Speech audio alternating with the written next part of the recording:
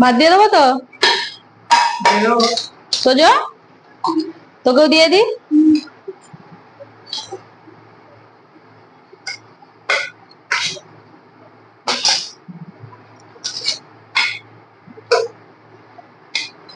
আলুগুলো উঠে যাচ্ছে, চালগুলো, এই চালগুলো খুব সুন্দর।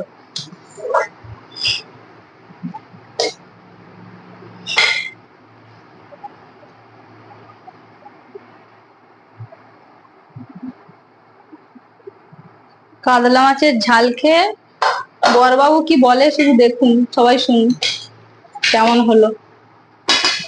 দাঁড়ান ওকে দি।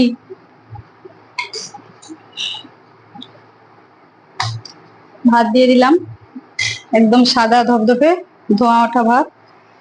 এর সাথে থাকছে একটা করে লেবু, ও নিয়ে নিয়েছে, আর একটু করে নুন দিলাম। আবার ভাববেন টেবিলটাই মুছেছি, ওই জন্য নুনটা ওখানেই রেখেছি। এর সাথে আছে তো আমাদের স্পেশাল মেনু, আলু মাখা পেঁয়াজ দিয়ে। এটা না হলে আমরা কেউই খেতে পারি না।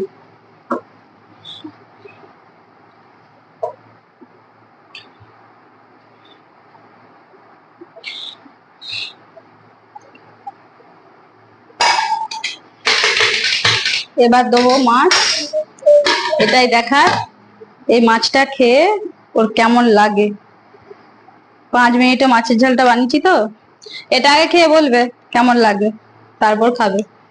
বাবু তুই বলবি কেমন লাগে, খেয়ে নে। হাত দিয়েছিস?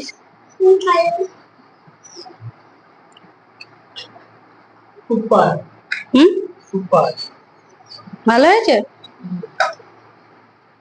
তোকে খাইয়ে দেবো বাবু, দাঁড়া একটা হাতা আনি, সবজি ঝোলটা দিতে হবে তো।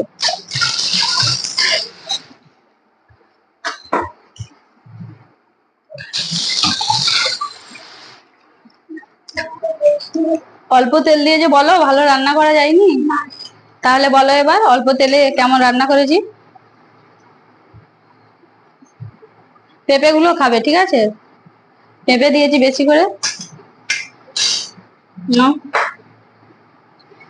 এই যে আমার সবজির ঝোল।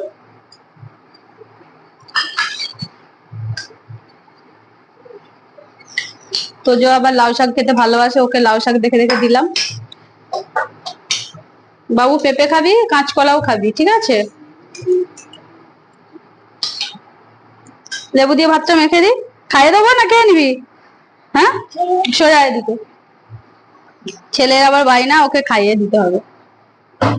ওকে দিয়েছি এই যে দেখুন, লেবু আর আলু মাখা আর মাছের ঝাল, আর এখানে আছে এই যে যেই সবজিটা আগে ভিডিওতে দেখেছি ওই সবজির ঝোল, একদম লাইট।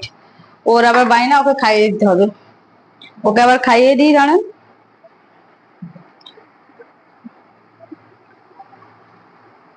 মাছের ঝালটা বলো ঠিকঠাক করে কেমন হয়েছে, ওটা দিয়ে খাওয়া যাবে না আরো কিছু লাগবে বলো?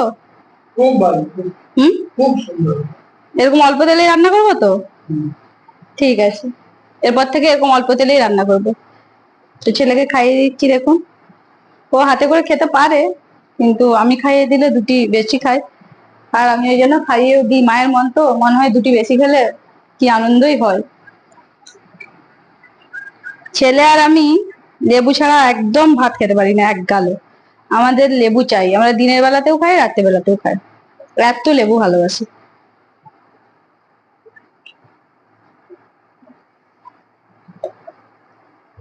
তো আজকের ভিডিওটা আপনাদের কেমন লাগলো কমেন্ট করে জানাবেন।